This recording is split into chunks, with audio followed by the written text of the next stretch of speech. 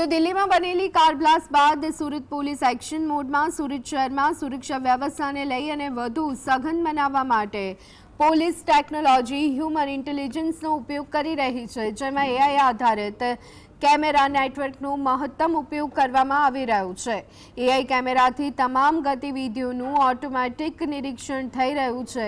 આ કેમેરામાં શહેરના 1100 જેટલા હિસ્ટ્રી શીટરોનો ડેટા અપલોડ કરવામાં આવ્યો છે, જે ડેટાના આધારે એઆઈ કેમેરાનું ઓટોમેટિક નિરીક્ષણ થાય છે। આ હિસ્ટ્રી શીટરોના શહેરના વિવિધ વિસ્તારોમાં થતી ગતિવિધિઓનું ઓટોમેટિક નિરીક્ષણ થાય છે।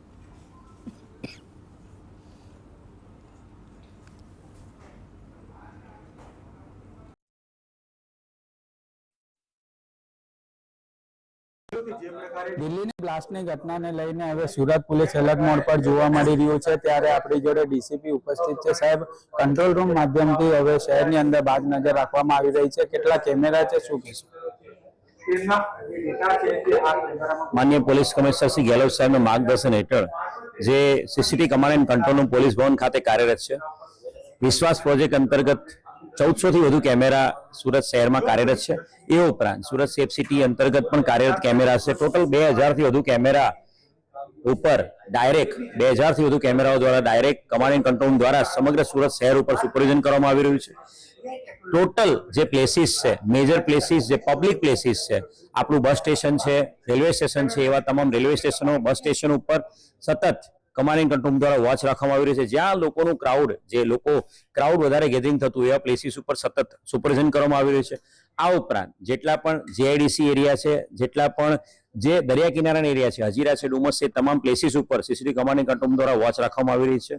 એની સાથે સાથે જે ફેસ રેકગ્નિશન કેમેરા જે બસ સ્ટેશન, રેલવે સ્ટેશન પર આપણે લગાવેલા છે, એ કેમેરામાં અલગ અલગ હિસ્ટ્રી શીટર, નાસ્તા ફરતા આરોપી, અલગ અલગ જે મુખ્ય આરોપી છે મેજર ગુનાના, એ તમામનો ડેટા અપલોડ કરવામાં આવ્યો છે। અને એવા આરોપીઓની જો મુવમેન્ટ બસ સ્ટેશન કે રેલવે સ્ટેશન થશે તો તરત જ કમાન્ડ એન્ડ કંટ્રોલને એ બાબતે માહિતી પણ મળી રહેશે। એટલે સમગ્ર શહેરને આવરી લેતું આખું કમાન્ડ એન્ડ કંટ્રોલ દ્વારા સુપરવિઝન કરવામાં આવી રહ્યું છે। અને બીજી અન્ય કામગીરીની વાતો કરીએ તો સતત રાત્રિ દરમિયાન વેહિકલ ચેકિંગ પોલીસ દ્વારા કોમ્બિંગ પણ કરવામાં આવી રહ્યું છે।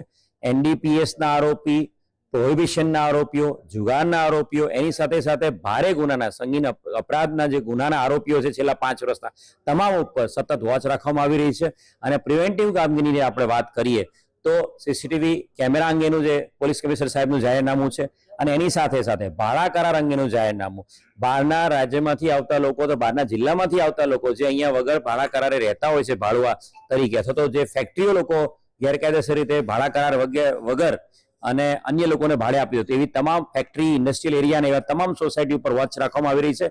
અને ગઈકાલના ફક્ત એક જ દિવસની અંદર 120 થી વધુ જાહેરનામા ભંગના કેસો પણ સુરત શહેર પોલીસ દ્વારા કરવામાં આવ્યા છે। બિલકુલ, જે રીતના 120 થી વધુ ગુનો, જે રીતના જાહેરનામા ભંગનો ગુનો જે છે તે કરવામાં આવ્યા છે, સાથે સાથે કંટ્રોલ રૂમ ખાતેથી એઆઈ કેમેરા દ્વારા 2000 થી વધુ કેમેરા છે, અને તે કેમેરા દ્વારા શહેરની અંદર જ્યાં ભીડભાડ વાળા વિસ્તારો હોય, રેલવે સ્ટેશન, બસ ડેપો, ભાગળ સહિતના અલગ અલગ વિસ્તારોની અંદર બાજ નજર રાખવામાં આવી રહી છે। સાહિદ જગતાપ, જીએસટીવી સુરત।